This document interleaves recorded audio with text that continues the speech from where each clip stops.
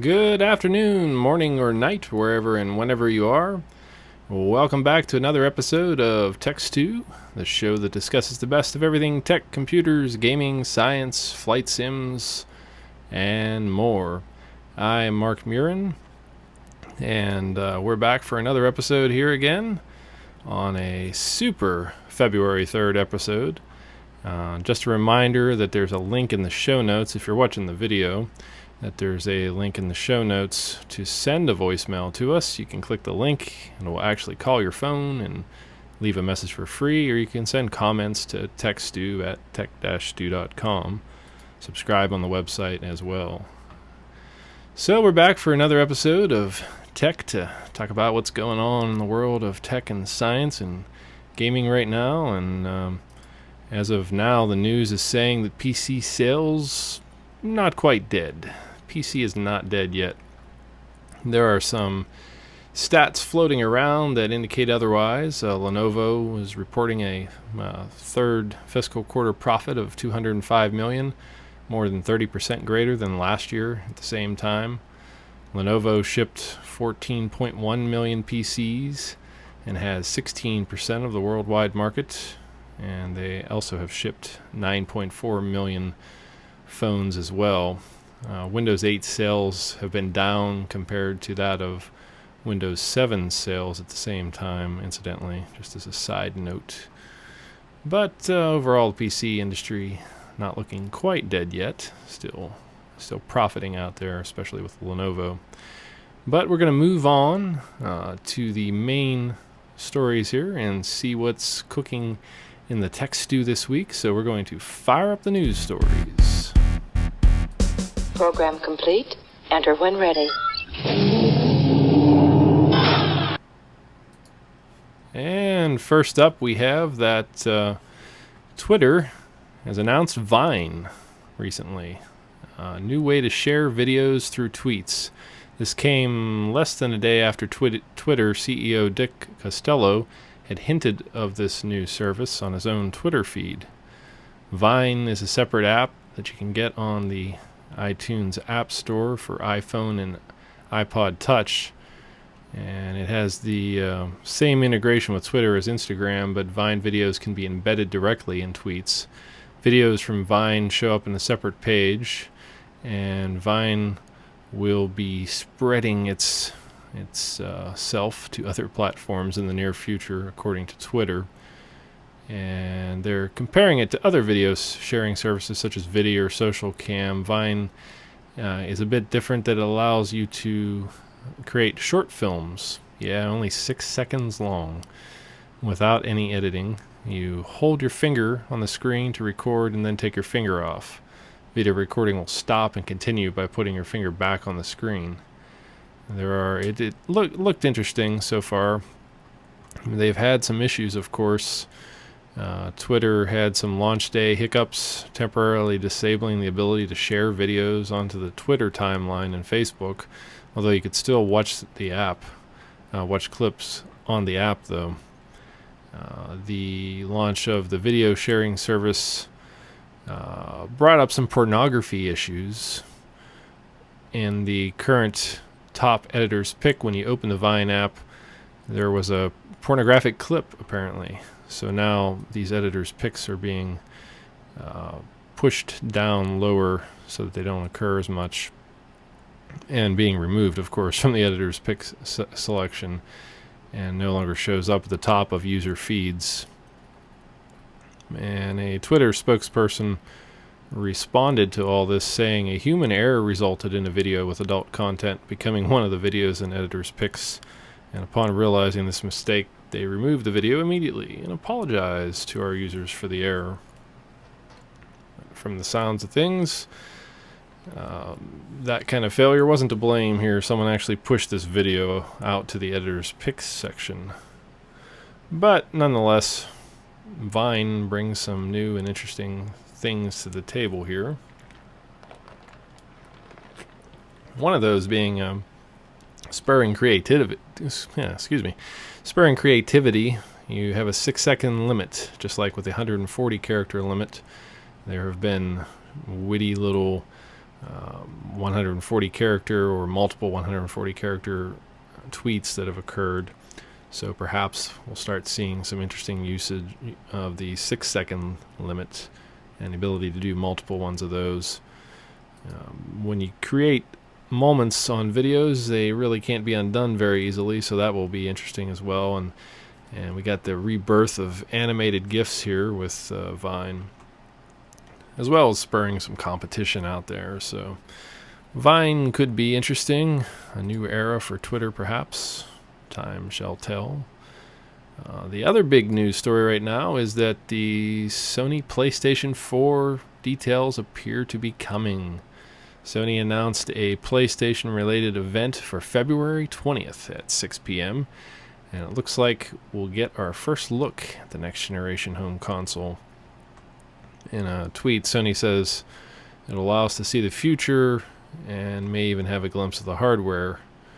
The video is mostly abstract renderings of the PlayStation button symbols, and they showed brief flashes where something else could be going on. But right now they also said that they're going to be focusing on social gaming with PlayStation 4. That's a kind of meh sort of thing to a lot of gamers out there, but we'll see. We'll see what they got cooking here on the 20th. Of course, we have the Microsoft next Xbox coming soon, probably at E3. Details on that. So competition heating up, and competition can be a good thing, provided the hardware is there. And other news, Dell is still going for looking at buyers. Michael Dell, with the support of a consortium of investors that includes venture capital firms, Silver Lake Partners, and software giant Microsoft, they could take control of the company he founded. And he may contribute up to $1 billion of his own money to the buyout of the company and take it private, according to Bloomberg. And investment firm Silver Lake Management is leading the buyout effort, and Microsoft is also contributing some funding there as well.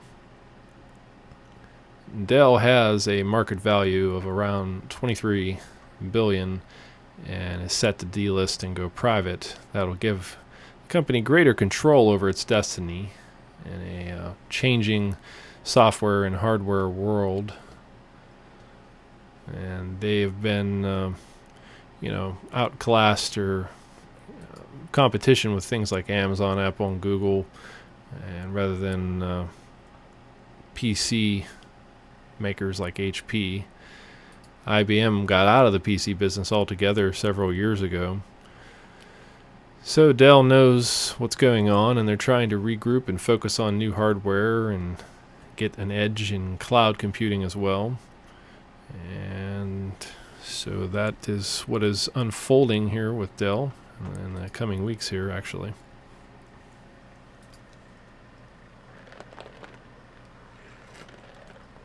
The other big news was that RIM changed its name to BlackBerry. RIM is gone, so the rumors were correct, except it was a name change. Thorsten Hines took stage in New York, showed off the Blackberry Z10 and Q10 that run Blackberry OS 10. The Z10 features a touchscreen available as of January 31st in the UK, February 5th in Canada, February 10th in UAE, and March in the United States. The phone will cost $150 on a 3-year contract in Canada and $200 in the United States. The Q10 features a physical keyboard that is more standard for BlackBerry, with no other real details just yet. So the question becomes, is BlackBerry just appealing to some die-hard fans? Are those the only people who are going to be happy here, or will they manage to get some others to jump on board in the near future? We got the World Mobile Congress coming up in February, but they're not releasing it in the United States until March, so that move is doesn't sound so great for BlackBerry to wait until March, but we'll see how that turns out. They have done some testing on the OS, some reviewers out there talking about BlackBerry Flow in OS 10, app switching and multitasking. BlackBerry Balance, swipe between personal and work profiles, BBM video calling, screen share, and BlackBerry Reminder, note-taking with audio, Evernote, and Outlook integrated, BlackBerry Story Maker, Sideshow app. BlackBerry 10 is providing some tools for dealing with photo taking, including that of burst mode, which the company calls time shift, allowing you to snap and then choose a frame from a series of shots, and supposedly before, although not really the frame you wanted. And some other details on screenshots rather on this. You can see the interface, sort of a larger tile interface, mixture of Android and iPhone, if you will. Here they support widgets in the operating system.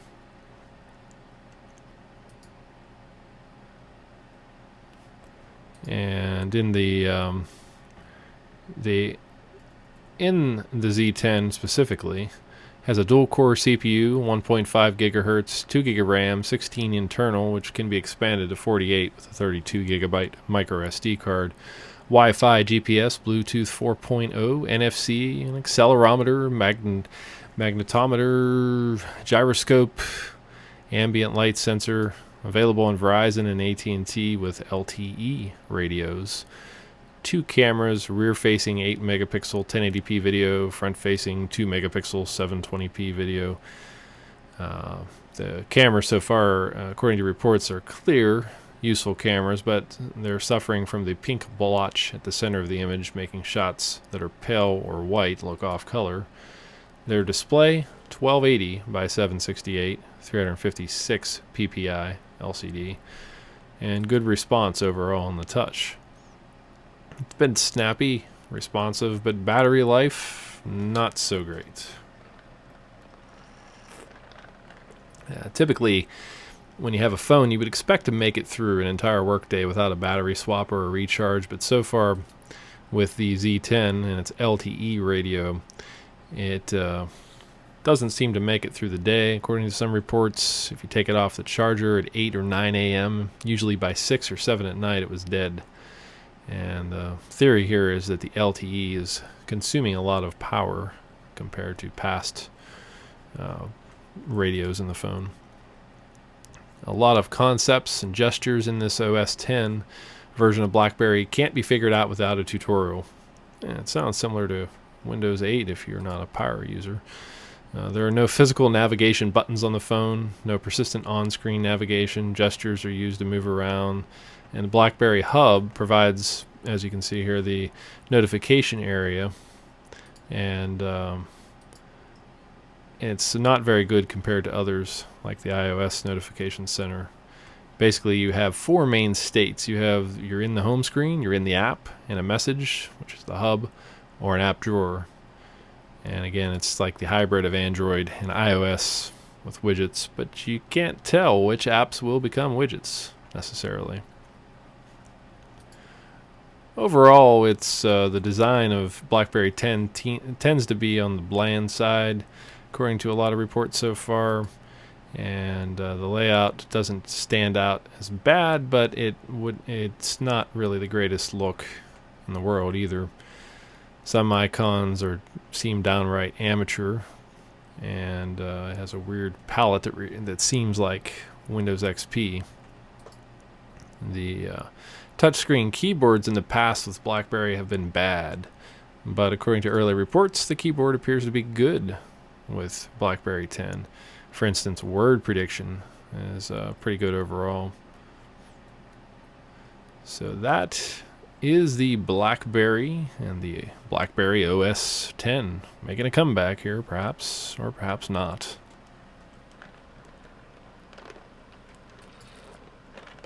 Moving on to Microsoft Office 365. And they have announced some details on the pricing and so forth, which we've been waiting to hear. The new cloud-friendly subscription-based Office suite that was first detailed in the summertime in beta, it's finally available. Unlike previous versions of Office 365 is a subscription and cloud service. For a yearly fee, you can download the Office 2013 suite on 5 computers and sync documents across your devices from via SkyDrive and your Microsoft account. That's the beauty of Office 365, but it means you have to continue paying year after year to keep Office on your computer. And you can buy the latest versions of Office, which include Home Premium and University versions. And if you're a business, you gotta wait a little longer. It won't be available until February 27th. A yearly subscription to Office 365 Home Premium will be available for around $100. That's about $8.33 per month, which is a really good deal when you think about it on the larger scale. If you're a college student, Office 365 University costs only about $80 for a 4-year subscription, amounting to what is $1.67 per month. It will be available in 52 markets. Office 365 for business costs about $150 per year. If you don't have multiple devices or you're not interested in the subscription model, Microsoft is offering traditional one-time Office 2013 purchase offers, and the Home and Student is about $140. Home and Business is $220. Professional is $400 for one install that never expires. So you can see the trade-offs from one to the other. But the $8.33 a month for Home Premium is a pretty good deal. Home and Business being $220 at a one-time price, and with Microsoft possibly pushing out updates quicker than every 3 years, that's pretty good, at least in my mind, and is what most people were hoping for, something under the $10 price mark. So not a lot has actually changed in Office 365 since last summer. You get a revamped Office, cleaner Windows 8 design, new functionality aimed at everyday users. You got Excel's flash fill, quick analysis features. You can build spreadsheets and nice charts. The Office Store, we can buy apps, of course, to use inside of Outlook, Word, Excel, or PowerPoint. And of course, sign in with a Microsoft account and a whole new world of things pop up in that experience. But by contrast, Google Apps, in the past it's been free for 10 or fewer people, and now it's going to cost $50 per year at the same rate for large businesses as well. Google says they increased the cost or added the cost to help focus on the quality of the business experience, whether large or small. And in other news here, we had the details of a 128 gigabyte iPad have been detailed. The new iPad will have the same Retina display as the others, the same design, the same guts. One exception, it'll have a lot of storage space, that being at a price of about $800 for Wi-Fi only and $930 for 4G. And that is 128 gigabytes for an iPad. So there you go. We've got a bigger iPad coming to compare to some of the Windows 8 machines, perhaps, I guess, if you want to compare apples to oranges necessarily there. And that brings us into the whole tablet realm here. And this week I wanted to just talk a little bit about the Windows 8 tablet hybrids and so forth, laptop segment. That's what we'll call it. The tablet hybrid Windows 8 segment.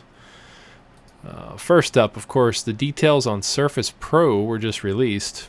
Finally, $899 Surface Pro for a 64 gig version will have, incidentally, 23 gigs free for the user.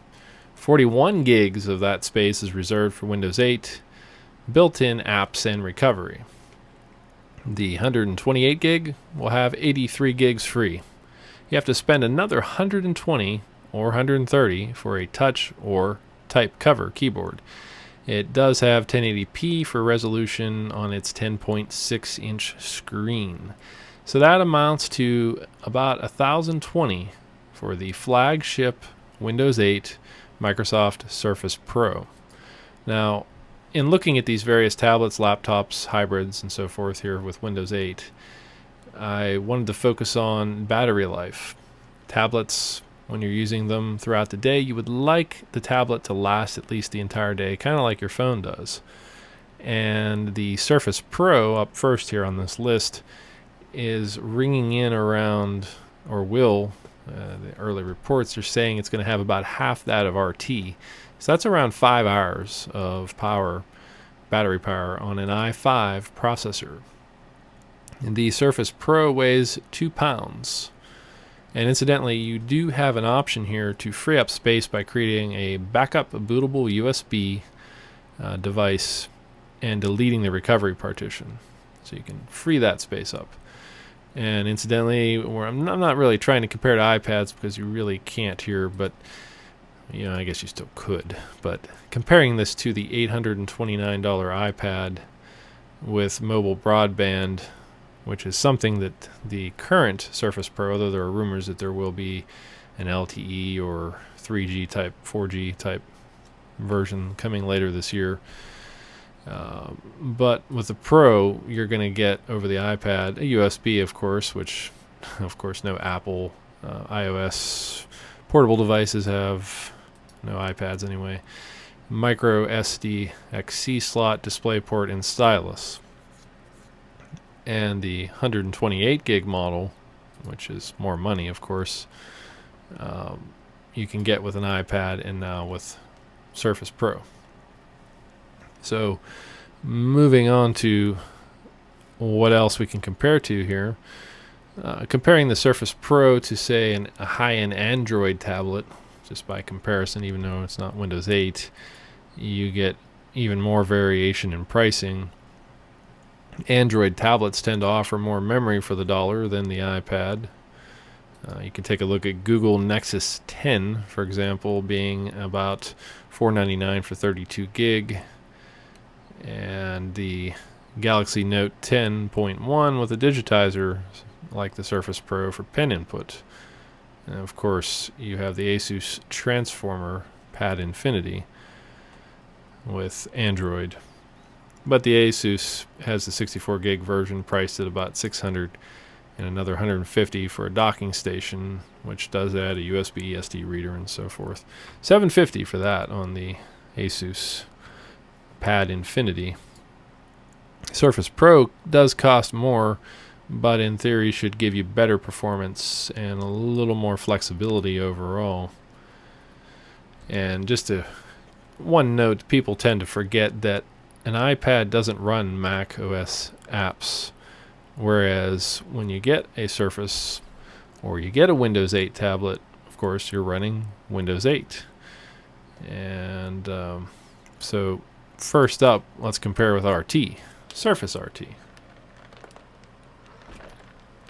Battery life on RT is more in the range of 6 to 8 hours, which actually, I should rewrite that, 8 to 10 hours. On average, probably 7.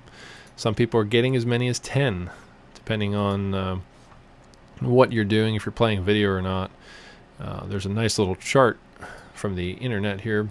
Tom's Hardware shows Microsoft Surface RT at 7 hours and 10 minutes on H.264 playback, and you can compare that with some of these other devices out there.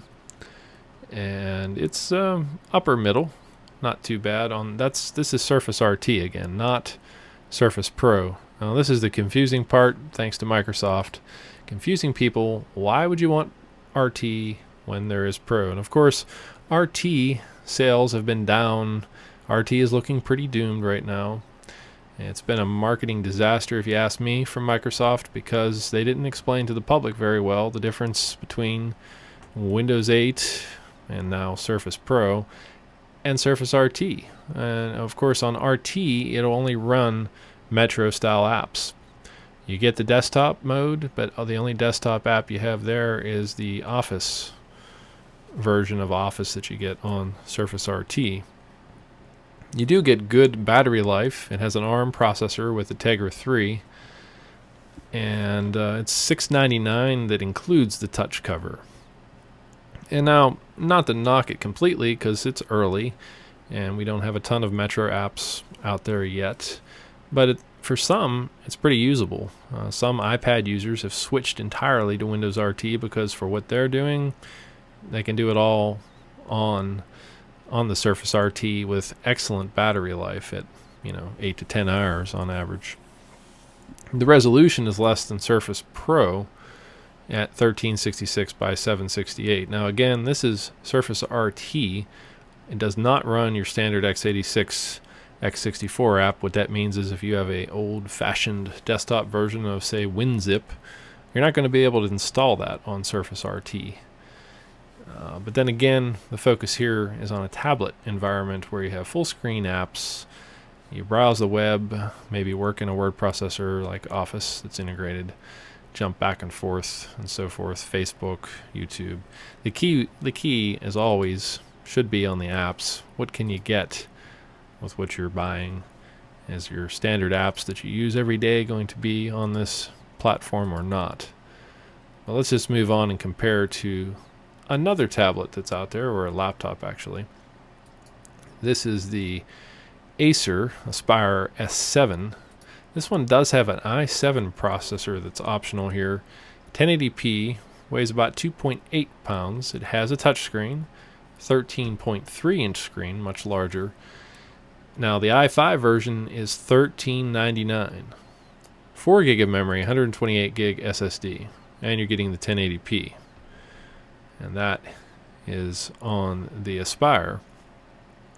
Jumping forward, we get into the Ultrabook, the Lenovo IdeaPad U410 at $879, an i5 with discrete GeForce 610M and 8 gig of RAM with 750 gig hard drive and 24 SSD cache. This is not a touchscreen. It's a 14-inch display with a 1366 by 768 resolution, but does run Windows 8. The size and weight of it is about 4 pounds. But later in 2013, the official Ultrabooks are coming, so it's probably worth a wait on that one. We can move forward here, and we can compare to the Yoga. A Lenovo Yoga 13. An interesting little tablet here. Hybrid. 360-degree flip-back hinge, goes from a tablet to a laptop and back in seconds, and it can act as a stand too. The base $999 version doesn't meet the base Surface Pro specs. It just has an i3 with 1600 by 900 resolution. 64 gigs of 128 are available to users. Compare that with 83 gigs with the Surface Pro. Again, we're taking the Surface Pro and we're kind of making that the baseline standard. That's what Microsoft is doing. The reference model that others should probably go by or exceed, in fact. So here's a little chart showing the rundown of the various options. Here we have the Pro at the top. Battery life 4 to 5 hours. Next up, Surface RT. Of course, the limitation of only Metro apps. It shouldn't really be in this list technically because we're talking about Windows 8, not Windows RT. But 8 to 10 hours of battery life on the RT. The Acer Aspire S7, $13.99 model for 4 hours of battery life with an i5. And then we've got the Lenovo U410 at $879 for an i5. And 6.5 hours is the average battery life on that guy. One of the better. Of course, it doesn't have a touchscreen. The Yoga 13 is averaging 5+ hours. So it's on the higher side out of all of these that aren't Surface RT. It's also $999 for an i3. That's the weakness there. You're only getting an i3 processor, which is kind of weak. So take your pick here. That's just a sampling. There are, of course, others out there. I just picked a few from the ether. That is the current crop of Windows 8. And lots more coming. In particular, later this year, the transformer is coming, the Windows 8 transformer, and it's shown here at CES. The transformer will have an i5 or an i7 CPU, 128 gig SSD, and a 500 gig standard hard drive in the dock. 13-inch screen, the dock as mentioned, backlit keyboard, which many of these other ones don't have, 7 hours of battery life, and the company is targeting a price of $12.99 to start. So you're looking at about $300 more than, say, the Surface Pro, but it sounds like initially you may be getting a pretty good deal there with the 7-hour battery life. It's just a bit bulkier. That much is clear from even looking at this image. So it all depends what you want. Do you want basically a power laptop that you can convert into a tablet, or do you want something that's purely portable, maybe not the most powerful thing in the world, but does everything you need?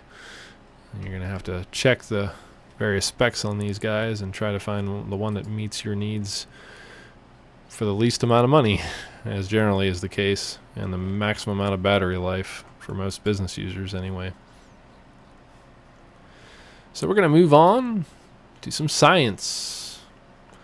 Tech Stew Science. And the first science story this week is that of a working tractor beam.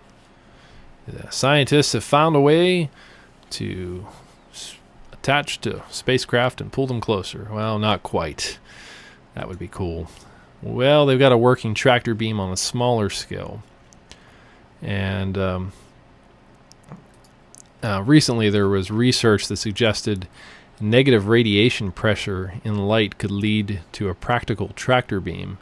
And a partnership between the Czech Republic's Institute of Scientific Instruments and Scotland's University of St. Andrews can show now that it's more than just a theory. The two have created an optical field that flipped the usual pressure and started pulling objects towards the light. In their demo, they were only tugging at the particle level, though. So we're not talking about pulling physical matter, just particles. And it exhibited the demonstration exhibited unique properties that could be useful here on Earth. Scientists discovered that the pull is specific to the size and substance of a given object, and the targets would sometimes reorganize themselves in a way that improved the results. On the current scale, the pickiness could lead to at least medicinal uses, such as sorting cells based on their material. And there's more experiments and development to go on before we see this tractor beam at your local hospital. But the achievement is one step closer into the future, when maybe we'll get that tractor beam we've always desired. It's on a very small particle level, of course, nonetheless. And the other big story, which is happening in real time in the next few years here, is that the mining companies are coming out for asteroids, coming out of the woodwork. Now we have two vying for near-Earth asteroid mining. A venture announced Tuesday in California hopes to do it. Deep Space Industries, and the video seen here is Planetary Resources, of course. They have already made their announcement. But the Deep Space Industries says that they want to start sending miniature scout probes called Fireflies on one-way missions to near-Earth asteroids as soon as 2015. Larger probes, Dragonflies, that will bring back 50 to 100-pound samples from prospective targets could be on their way by 2016. That is not far off. This is 2013. That's only 3 years for return samples.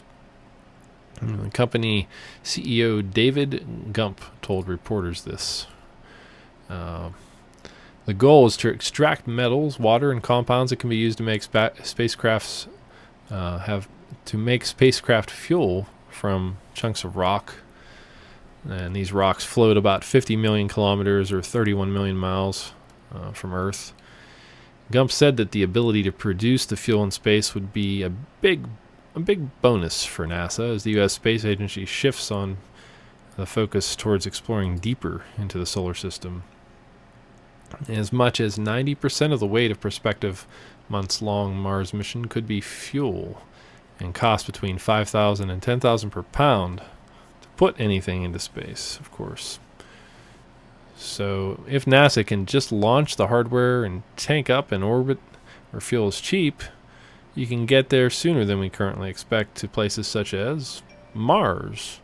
And that could allow commercial satellite companies to extend the life of hardware that gets written off when the fuel runs out too. So Tuesday's announcement came 9 months after Planetary Resources made their announcement. So now we have two of them, and Planetary Resources is saying that they hope to send unmanned probes to space by the end of 2013.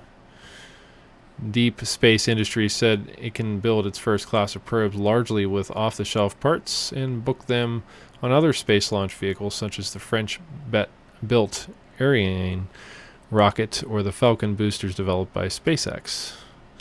So they've got the means of getting there, and some question whether or not the costs are going to be too high for them to get the equipment off of the Earth.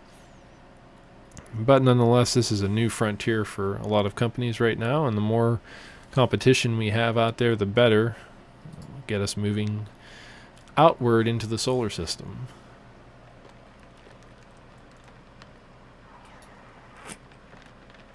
Now the next story that popped up onto the radar here in the science radar is that of a Mars ancient lake that was revealed. New photos of a huge crater on Mars, seen here, suggest that water may lurk in crevices under the planet's surface, hinting that life may have once lived there, or raising the possibility that it may still live there. Possibly. We'll find out soon enough, I would hope. The discovery came from a study of the images by NASA's powerful Mars Reconnaissance Orbiter that revealed new evidence of a wet underground environment on the red planet. They focused on the giant McLaughlin Crater, which is about 57 miles or 92 kilometers wide, and so deep that underground water appears to have flowed into the crater at some point in the distant past. Today, it's bone dry, but harbors clay minerals and other evidence that liquid water filled the area in the past. So, taken together, they're stating that the observations provide the best evidence for carbonate forming within a lake environment instead of being washed into the crater from the outside. This, according to lead author Joseph Michalski of the Planetary Science Institute in Tucson, Arizona, and London's Natural History Museum. So there are indications that, of course, Mars was wet in the past, and that Mars has a wet underground right now that we just can't see.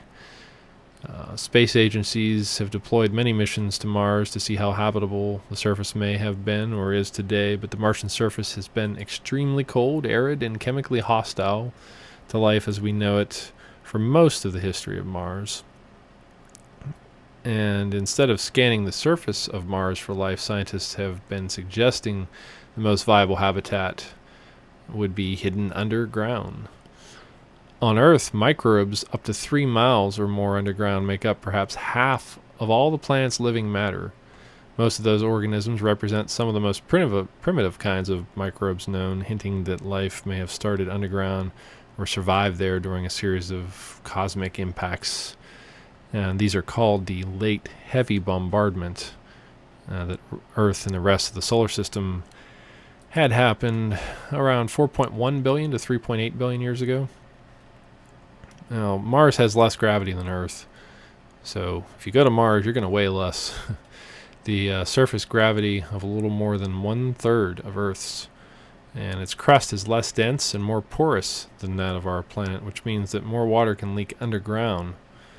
Whereas there's liquid water on Earth, there's virtually always life, and microbes underground on Mars could be sustainable by energy sources and chemical reactions that actually occur here on Earth as well. So it's an interesting discovery, yet something more to focus on future missions, of course. Scientists focused on this crater in particular because it's one of the deepest craters on Mars. It's about 1.3 miles deep. That's about 2.2 kilometers deep, and is in the northern hemisphere.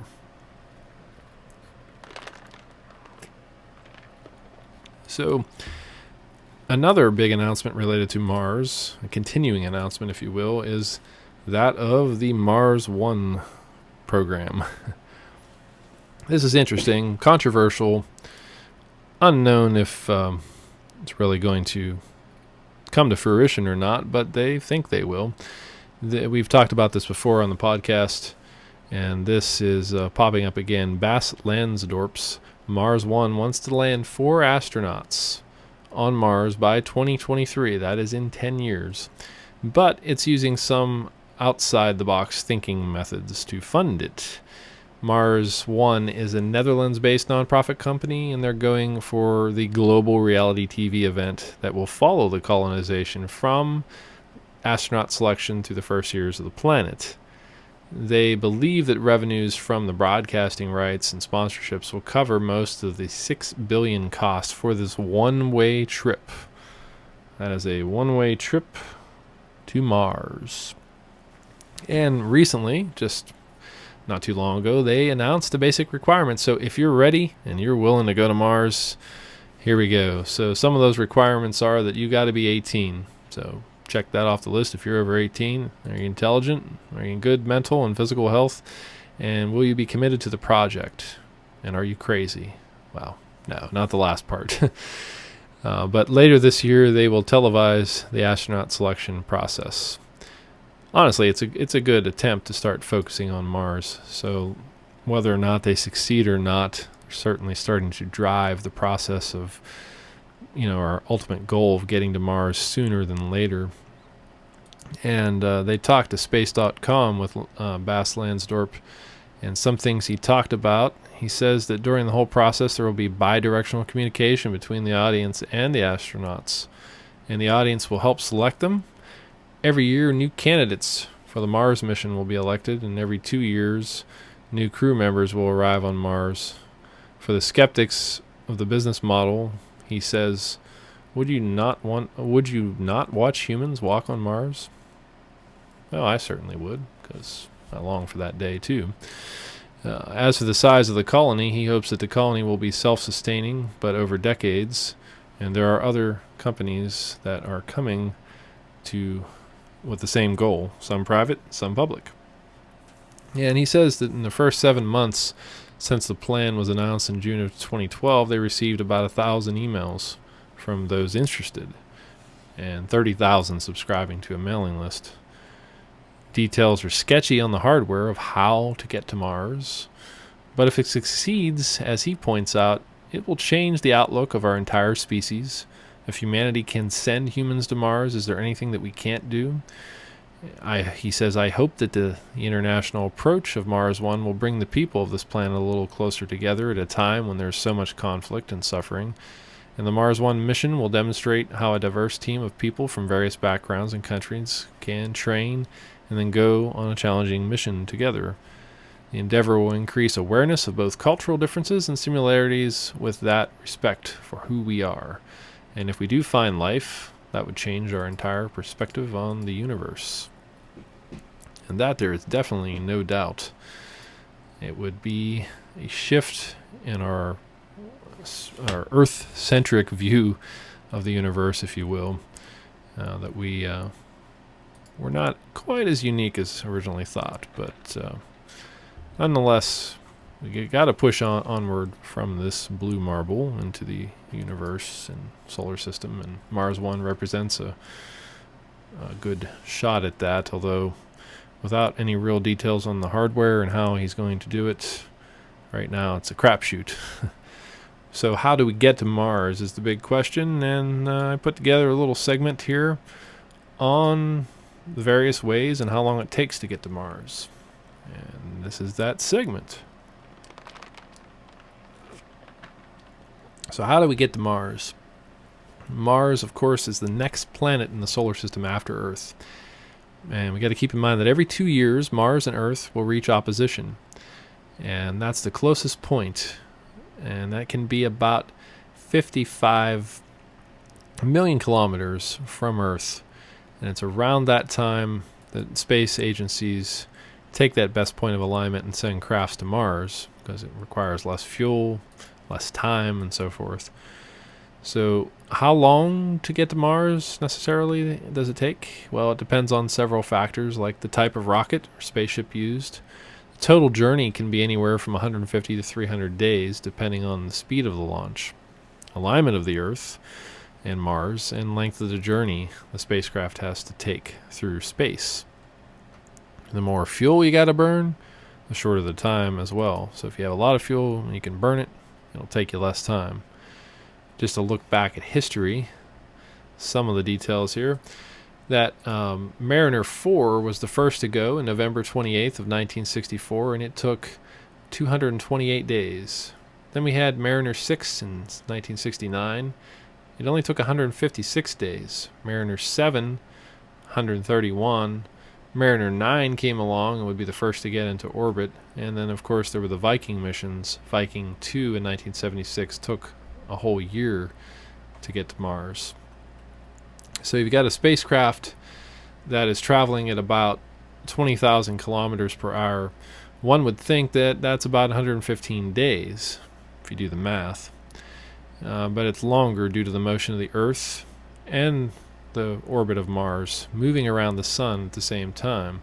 So if you imagine the rocket being fired like a gun in a straight line towards Mars where it is now, it doesn't become a straight line because the orbits of the planets change by the time the rocket would get there. So you have to point the craft where Mars will be when it gets there. Typically, engineers design these crafts to use the least amount of fuel, especially with robotic missions these days, following a method they call the Hallman transfer orbit, or minimum energy transfer orbit, to send a spacecraft from Earth with the least amount of fuel. And it was first published by Walter Hallman in back in 1925, believe it or not. And basically you boost the orbit of the craft so it's following a larger orbit around the sun than the Earth, and eventually it intersects Mars. That's how that works. And one of the first ways you could look at getting to Mars would be that of nuclear. Nuclear uses far more energy than chemical rockets, but the flight time is still around 7 months. That's a little over half a year, so what, about 170 days, something like that. Flight time of about 7 months, 180 days, I guess.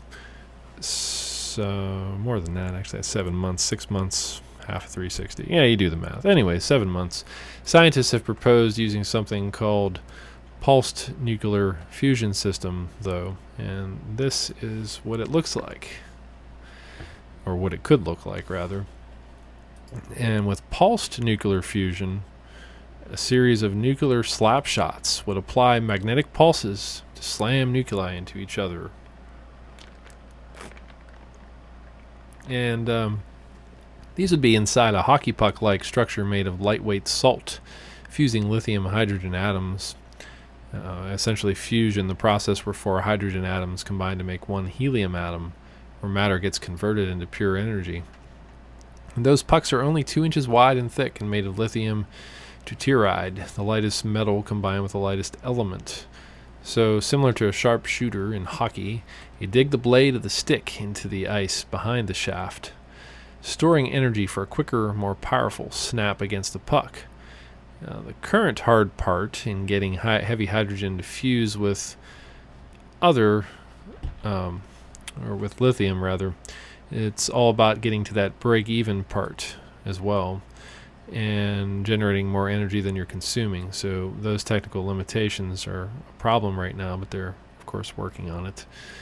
They could use that same technique, though, of the pulse nuclear fusion system to tug an asteroid out of the way. This is an in-space usage. You don't launch it from Earth, you do it from space, and you can get there in weeks, not months, when you're using pulse nuclear fusion, provided we can achieve that anytime soon. The next one is I don't have in the video here, I don't have an image of that one actually. Oh yeah, I do. Take that back. The magnetic engine, or Vasmir, variable speed impulse magnetoplasma rocket, or Vasmir. It uses an electromagnetic thruster which uses radio waves to ionize and heat a propellant, creating ionized gas or plasma that can be magnetically thrust out the back at high velocities. And a prototype is expected to be installed on the ISS space station to help it maintain its altitude. Here you're looking at about 5 months. So that's actually a little quicker than standard nuclear fission rocket. Antimatter is, of course, another one. Created in particle accelerators, antimatter is a dense field that could be used if we could make enough of it. Basically, when atoms of matter meet atoms of antimatter, you get a large amount of pure energy. And we would need 10 milligrams of antimatter. Now, that doesn't sound like much, but that cost of producing such antimatter is estimated to be around $250 million. And I forget the exact amounts we've been able to create so far, but it's, I don't think, anywhere near that. But if we could use this type of engine, if you will, it could get us there in 45 days. And that is that's pretty quick. So those are the ways of getting to Mars, either nuclear, your magnetic, or your antimatter, or your standard chemical rockets, of course, taking anywhere from 150 to a year days to get there. And well, there are others that scientists are working on, but those are the main ones right now that could be used in the near future. So we'll see what MarsOne comes up with. Of course, it's probably going to be your standard conventional rocket, and get there in 6 months sort of deal, like you've seen in all the movies. I hope that everybody gets along during the trip. Moving on now to some flight stew for this week. We've got some add-ons to talk about this week. If you're into flight sim, FSX, P3D, that sort of thing, then this is your cup of tea. And the first one is just been announced. It is Vancouver's FSDreamTeam, by FSDreamTeam. It just came out, and here's a brief clip of it. You can take a look at it here.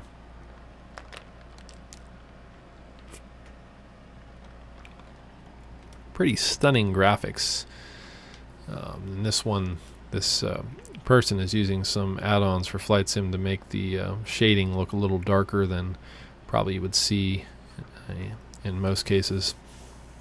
But overall, this international airport for FSX and Prepare 3D has just been announced and out there, and you can get it for $38.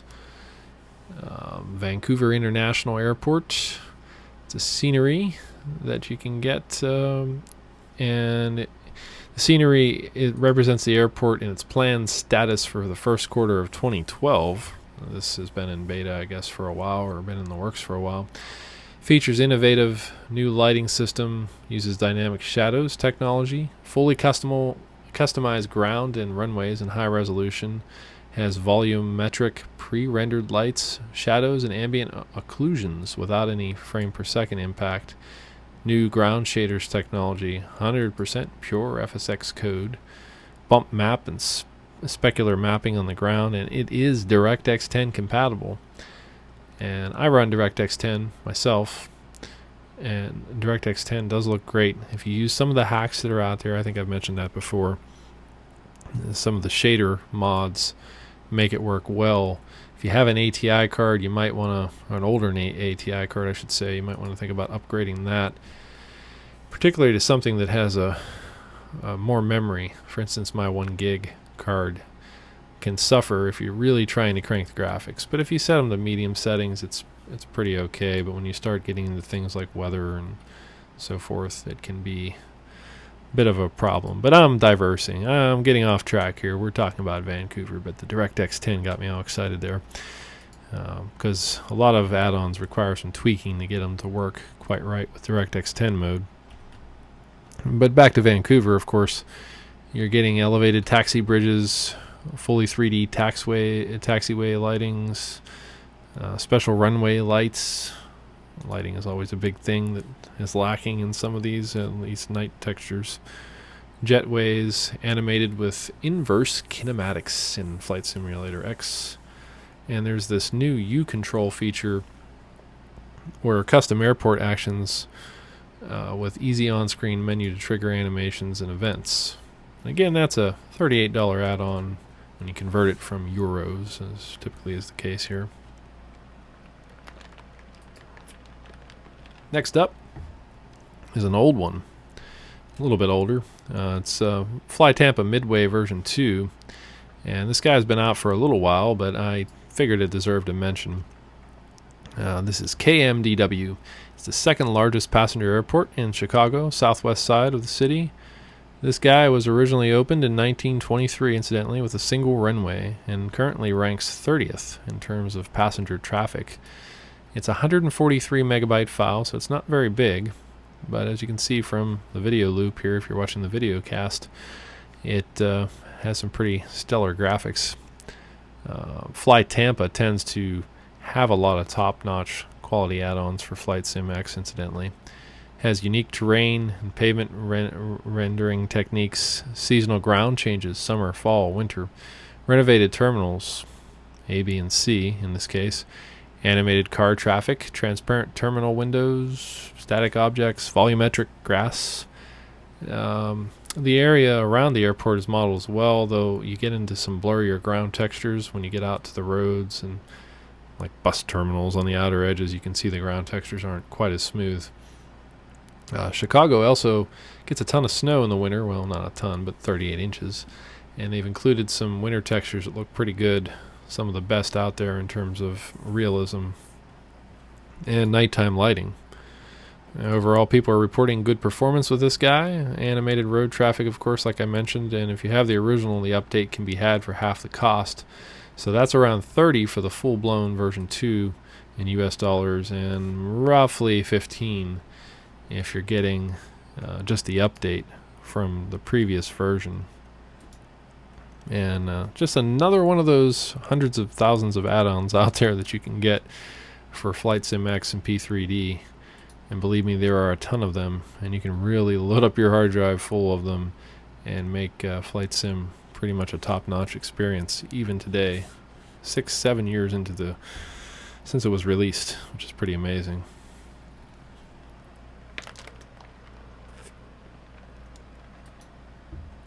So it's going to cut it for the Flight Stew part of this show, and we're going to move on to some picks of the week.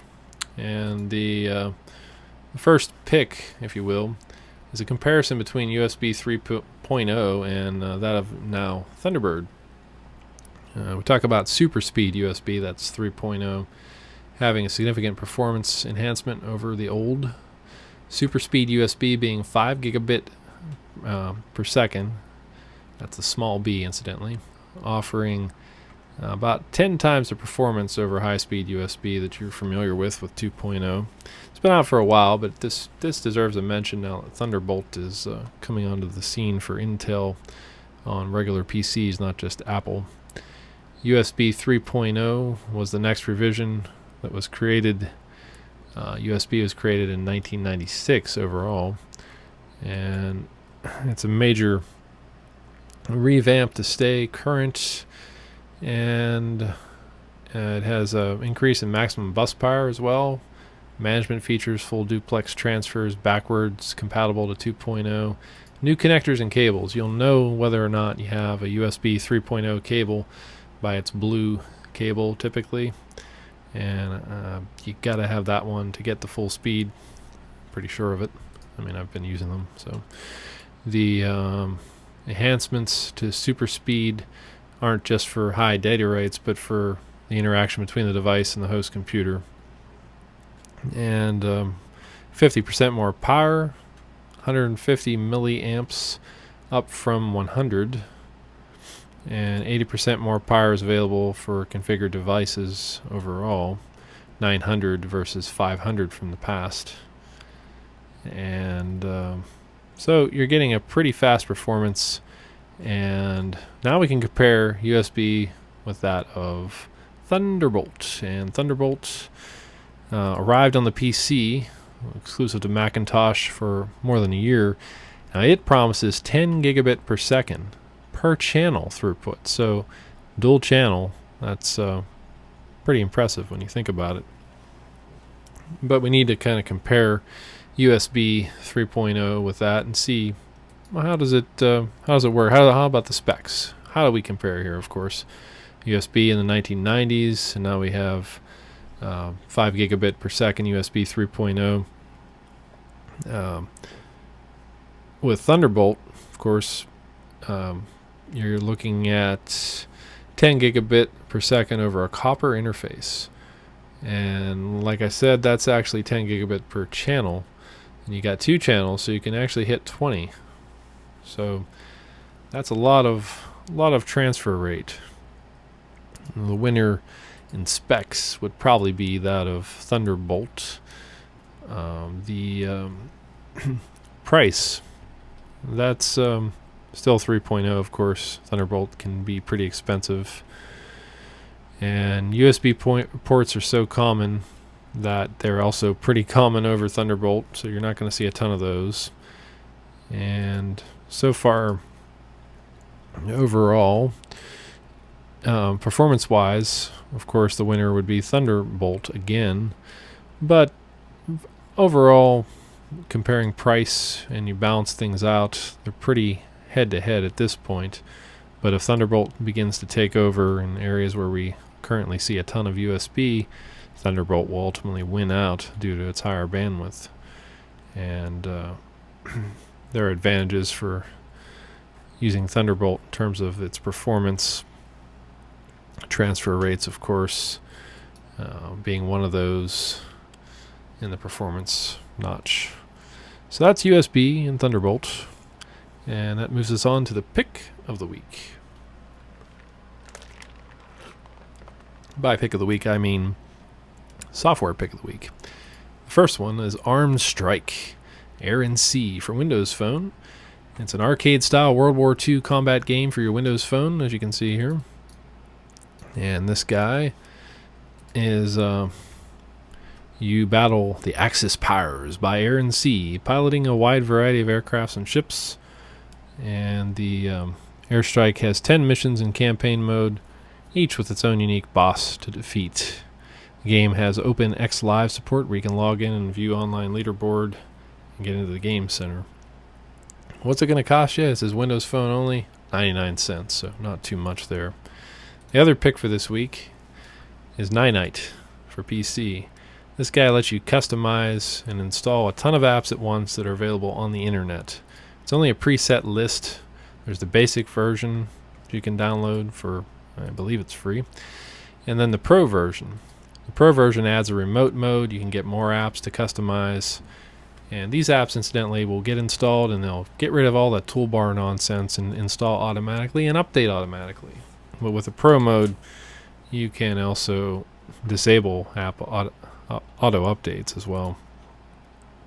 And 100 machines a month for $20 on the low end for the business model version, and on the high end, 1,000 machines for $185 a month.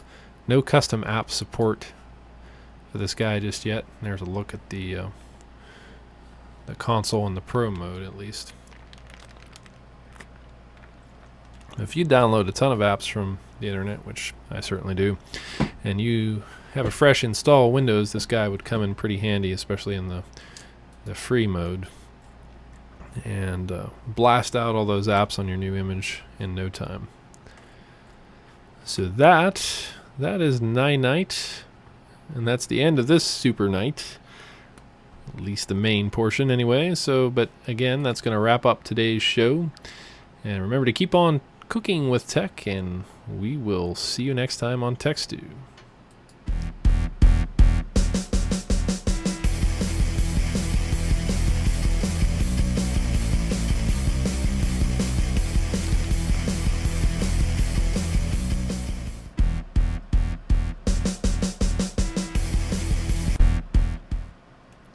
Well, not quite. The After Stew. I've decided to call it the After Stew, where we chat about some random things. Not quite over yet here with Tech Stew, just a few quick notes popped in to the radar. And that is some cool stuff in the sci-fi realm. We've been talking about Star Wars, too, on Tech Stew recently. Star Wars and J.J. Abrams has been announced to direct the sequels.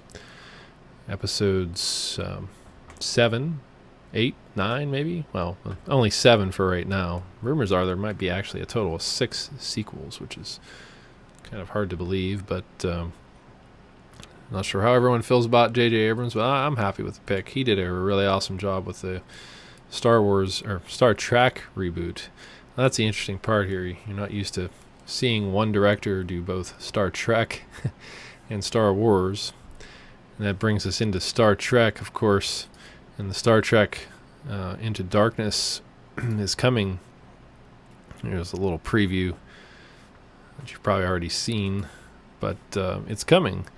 Star Trek's coming May 17th, and now we know that Benedict Cumberbatch from Sherlock is the villain, of course, but we know specifically that he is John Harrison.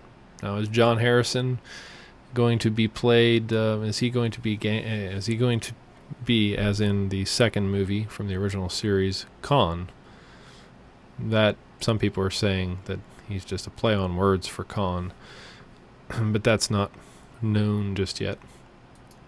But at any rate, J.J. Abrams, it was described that this guy is a mixture of Hannibal Lecter, Jack in The Shining, and the Joker in Batman is John Harrison in the new Star Trek sequel. He's someone who has enormous physical strength and someone who's incredibly dangerous both as a physical entity and through the use of various technologies and weapons. Basically a terrorist. Psychological master as well, manipulating the minds of everyone around him to do his bidding. And he said that J.J. Abrams revealed that he's a Starfleet employee who turns to the dark side. There's your Star Wars pun for J.J. Abrams, I guess. So his name is John Harrison, and he's an average guy that works in the organization, turning against the group because he got his backstory. He has got this backstory and kind of amazing secret agenda, particularly in the violent attacks on the U.S. and so forth in the movie, as we'll find out. And of course, in the preview, you see at the end a very scene that looks very reminiscent to the second movie of Star Trek. Will Spock die again? Is it going to be that obvious? I don't know. We'll find out. I'm going to say not. Just showing the scene to make you think that. Because this is, after all, a reboot of the timeline, so anything is possible. So that's J.J. Abrams, and he's got 2 fronts to work on now. Star Trek, May 17th, and then the 2015 Star Wars. Exciting times if you're a sci-fi fan. And so that's going to do it for the After Stew for this week. But thanks for joining us, and we will see you next time on Tech Stew.